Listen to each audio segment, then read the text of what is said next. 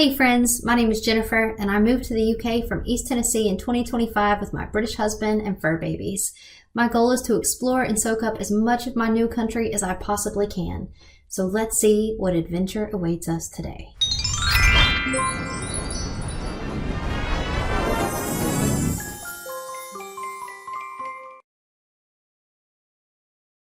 Today we are in the Isle of Wight.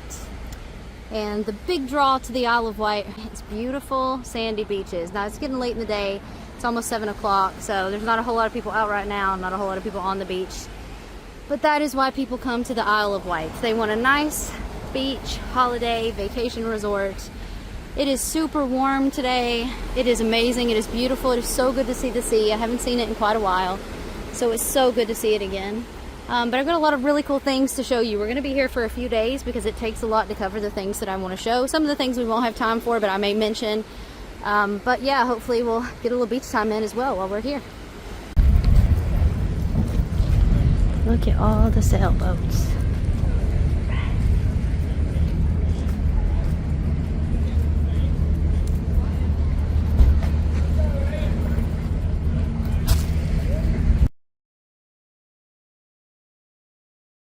Okay, we are at the All Saints Church in Freshwater on the Isle of Wight. And this was a church of a very famous poet. This is going to be our literary connection today, and we're going to talk about him and a couple of more sites in just a second. But I want to go ahead and show this beautiful church, and we will head inside. This is a beautiful church, but I'm the only person in here. Let's see if we can find what we're looking for.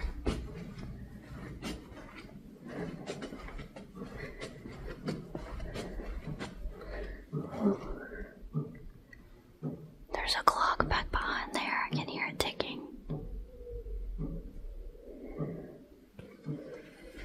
Okay. Oh, I see it from here.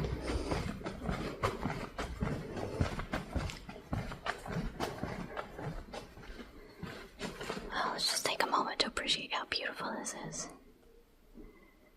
This is such a gorgeous church. Here is what we are looking for today. Wow, this is a bust of the Lord Alfred Tennyson. Wow, oh my gosh, this is so crazy. So this was his church. He isn't buried here, but his family is, and I'm going to look for those plots in just a second. Wow. That is really, really cool. Here is a family tree. I feel just like not worthy to even stand here in this moment. Like, this is so crazy.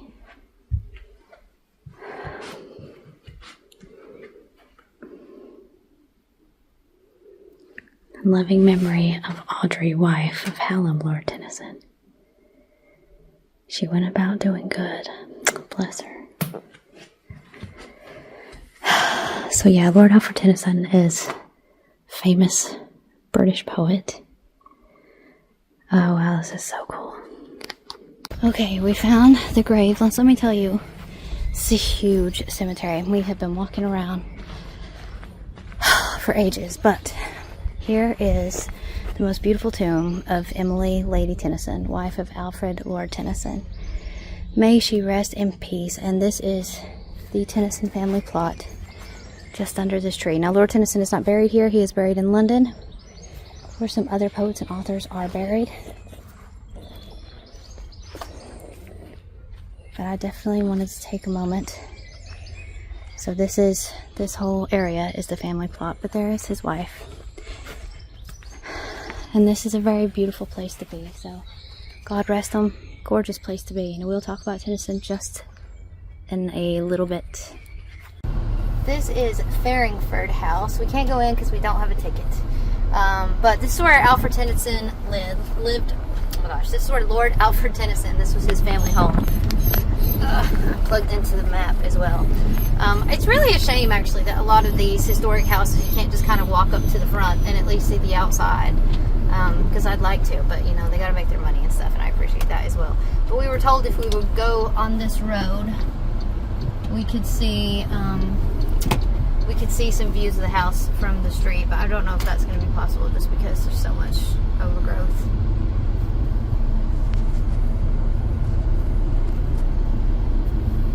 Anything? Looks like there's just no breaks in the foliage. Oh, no, not here. Well, please look up what the front of Farringtonford House looks like. It is a grand, beautiful estate here on the Isle of Wight.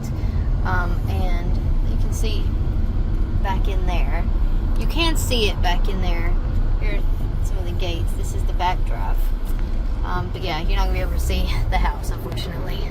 Okay, here we are at the Lord Tennyson Monument. Come on, Gigi. Now I have to tell you, this was quite the hike, straight uphill. Wasn't that long. It's about 7 minutes, so about a quarter of a mile. Quarter of a mile? Well, 15.15 of a mile. Depending on whether or not you consider that a quarter. In the US it gets confusing, but it was quite the hike, straight uphill. It is an absolutely beautiful place. So let me just do some circle arounds.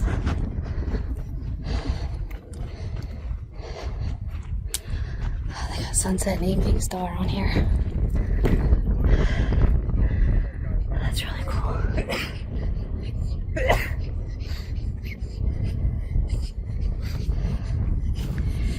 482 feet above sea level.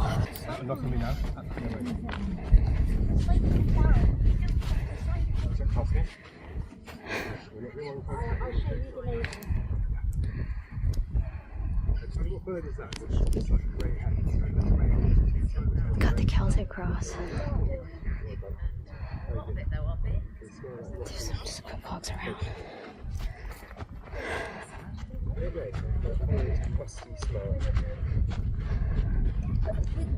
So guys,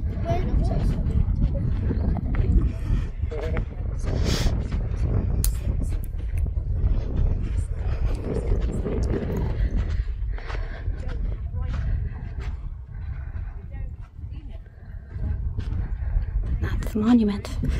On to the next site. This is Osborne House. And it is so huge, but this was Queen Victoria and Prince Albert's house. And this was used in the filming location, Victoria and Albert and Mrs. Brown.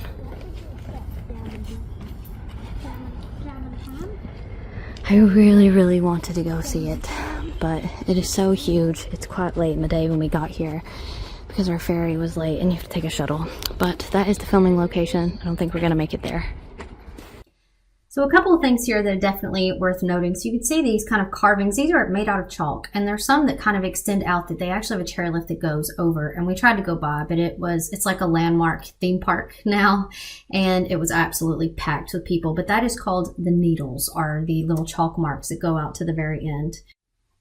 Now, the actual needles rise about 30 meters out of the sea, and there is also actually a lighthouse at the very end. But there are these kind of chalk ranges everywhere. I tried to get some footage there to see if I could possibly peek around the side because the needles are on the other side of that. But it just wasn't happening. I did want to also draw your attention to this huge wide open area that you see on top of this footage, and I want to talk about that for just a second. So I've also got some zoomed out shots here so you can kind of see what you're looking at on the horizon, but this is called Afton Down, and I want to talk about, this is a major pop culture moment, the 1970 Afton Down Music Festival. It was legendary. It was Jimi Hendrix, The Doors, The Who, Joni Mitchell, Miles Davis was there. So it was a huge music festival. And here's what I mean. I'm showing you the kind of the zoomed out from the back so you can kind of see what that whole area looks like. But it was a very big deal. And it also had all kinds of issues because it was just so many people and they just had not counted on that many people showing up to Afton Down. But huge cultural moment, amazing, cool, awesome to see. But I also wanted to show you some more of images of these chalk mountains as well, just because they're incredibly interesting. But that's going to be our pop culture moment in the Isle of Wight.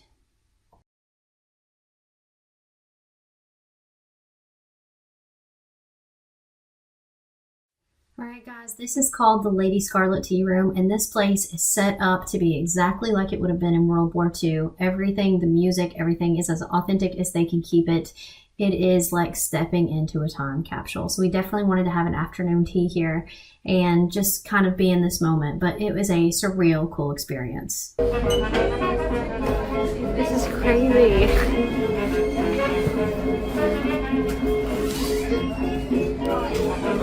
I know for certain the one I love. I'm through with flirting, it's just you I'm thinking of. I'm saving my love for you. Yeah. Anything else? Sorry. Guys, this video ended up going a bit longer than I expected, so here is a preview of part 2, but I am going to break this into 2 parts, so be sure and catch part 2 of my trip to the Isle of Wight.